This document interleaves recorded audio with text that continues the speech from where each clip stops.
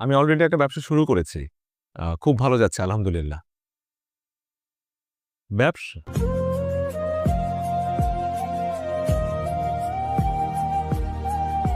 কিন্তু এটা তো কোনো ফিউচার নেই। খুবই রিস্কি। চাটা খেয়ে যেও। আঙ্কেল আমাদের শেষ। তোমার সাথে আমার কথা শেষ।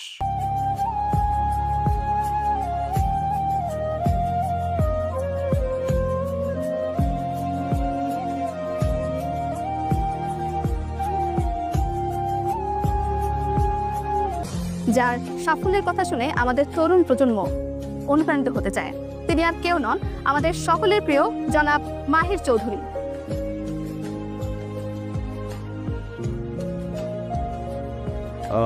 আমাকে কি একটু নার্ভাস দেখাচ্ছে?